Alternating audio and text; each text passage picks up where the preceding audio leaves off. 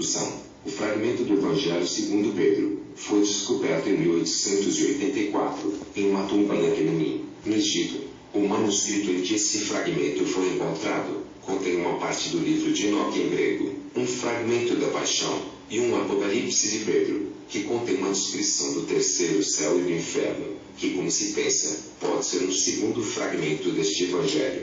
O Evangelho de Pedro é citado por alguns escritores do final do segundo século. O fragmento pode ser de uma data anterior a 150 d.C. Traduzimos para o português, baseado na tradução de M.R. James. Início do texto. 1. Mas dentre os judeus, ninguém lavou as mãos, nem Herodes, nem qualquer de seus juízes. E quando eles se recusaram a lavar suas mãos, Pilatos se levantou, e então Herodes ordenou que o Senhor fosse levado, dizendo-lhes: o que quer que eu lhes ordenei que fizessem, façam. 2. E ali estava José de Arimateia, amigo de Pilatos e do Senhor, e, sabendo que eles estavam prestes a crucificá-lo, ele foi a Pilatos e pediu o corpo do Senhor para sepultá-lo. E Pilatos enviou um pedido a Herodes e perguntou sobre o corpo. E Herodes disse: irmão Pilatos, mesmo que ninguém o tivesse pedido, propusemos enterrá-lo, especialmente à medida que o sábado se aproxima, porque está escrito na nossa lei, que o sol não se põe sobre alguém que foi morto. 3. E ele o entregou ao povo no dia anterior aos pães asmos, sua festa. E eles tomaram o Senhor e puxavam-no enquanto corriam, e disseram: vamos arrastar o Filho de Deus, tendo obtido poder sobre ele. E vestiram-no de púrpura, e o puseram no banco do juízo, dizendo: julga justamente, ó Rei de Israel. E um deles trouxe uma coroa de espinhos e a colocou na cabeça do Senhor. E outros se levantaram e cuspiram em sua face. E outros com tapas e socos feriam suas bochechas. Outros o espetaram com uma cana. E alguns o açoitaram, dizendo: com esta honra, honremos o Filho de Deus. 4. E eles trouxeram 2 malfeitores, e crucificaram o Senhor entre eles. Mas ele se manteve em paz, como se não sentisse dor. E, ao erguerem a cruz, escreveram sobre ela o título: Este é o Rei de Israel. E puseram as suas vestes diante dele, e a separaram entre si, e lançaram sorte sobre ela. E um desses malfeitores o censurou, dizendo: nós, pelos males que temos praticado, merecemos sofrer assim. Mas este homem, que se tornou o Salvador dos homens, que mal ele fez a vocês? E eles, enfurecidos com ele, ordenaram que suas pernas não fossem quebradas, para que lhe morresse em tormentos. 5.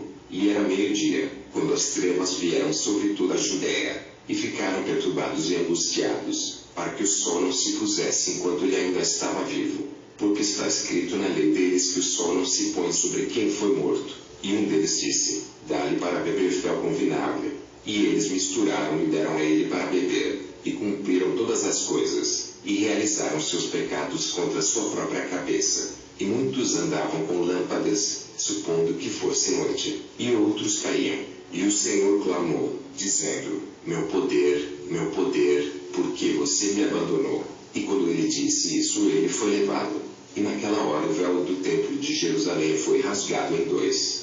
6. E então eles arrancaram as unhas das mãos do Senhor, e o deitaram na terra. E nesse momento houve um grande terremoto, e um grande medo surgiu. E era a 9ª hora, quando o sol voltou a brilhar. E os judeus se alegraram por isso, e entregaram a José seu corpo para que ele o enterrasse, já que José vira as coisas boas que fizera. E ele tomou o corpo do Senhor, lavou-o, enrolou-o em um pano de linho e levou-o para o seu próprio túmulo, chamado Jardim de José.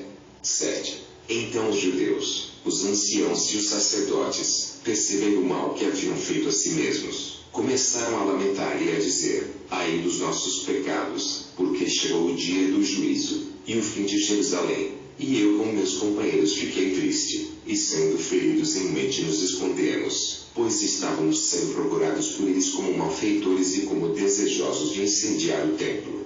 E sobre todas essas coisas, jejuamos e sentamos de luto e choramos durante toda a noite até o dia do sábado.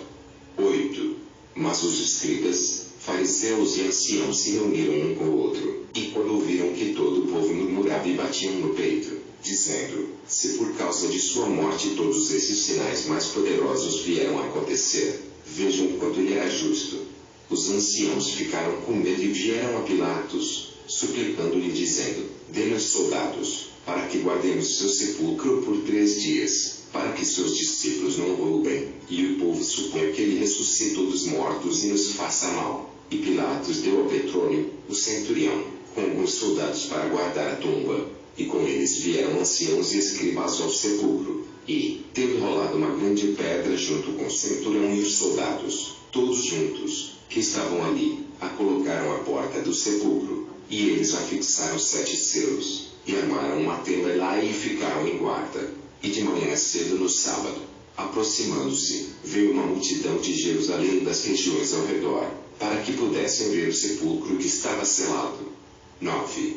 E na noite do sábado, já na hora em que o dia do Senhor se aproximava, enquanto os soldados vigiavam de 2 em 2 em vigília, então sobreveio um grande som do céu, e eles viram o céu aberto, e 2 homens desceram dali com grande luz e se aproximaram da tumba.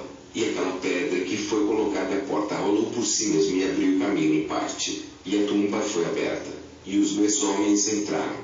10. Quando, pois, aqueles soldados o viram, despertaram o centurião e os anciãos, pois eles também estavam ali mantendo guarda, e, enquanto declaravam o que tinham visto, novamente viram 3 homens saindo de dentro da tumba, e 2 deles apoiando um outro, e uma cruz os seguindo, e dos 2 a cabeça de um alcançou o céu, mas a cabeça daquele que foi guiado por eles ultrapassou os céus. E ouviram uma voz do céu, dizendo: tu pregaste aos que dormem.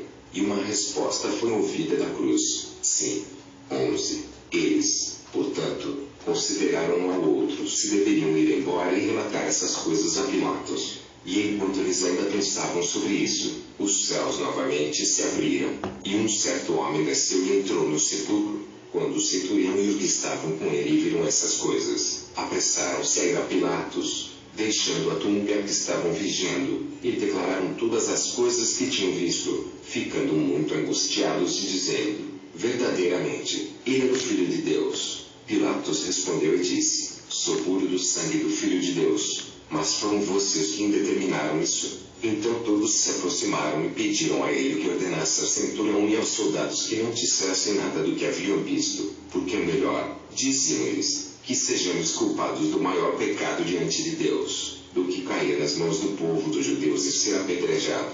Pilatos, portanto, ordenou ao centurião e aos soldados que não dissessem nada.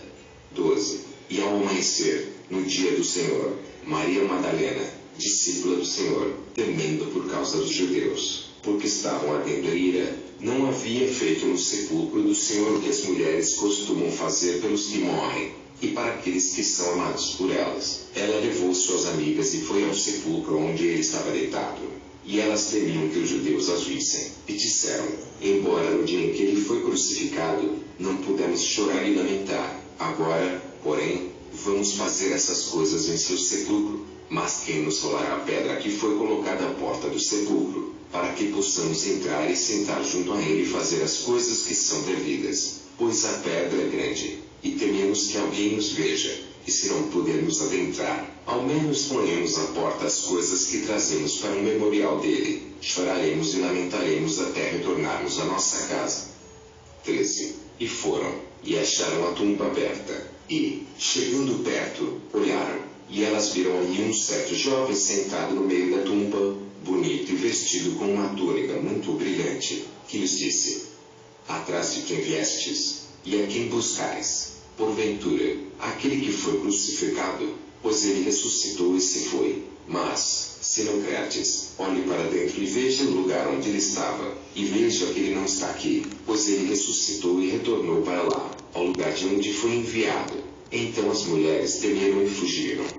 14. Agora era o último dia dos pães ázimos, e muitos estavam saindo e retornando para suas casas, pois era já o término da festa. Mas nós, os discípulos do Senhor, choramos e nos entristecemos, e cada um, entristecido pelo que havia acontecido, partimos para sua casa. Mas eu, Simão Pedro, e André, meu irmão, pegamos nossas redes e fomos para o mar. E estava conosco Levi, filho de Alfeu, a quem o Senhor. Aqui termina a narrativa do fragmento do Evangelho segundo Pedro. Fim.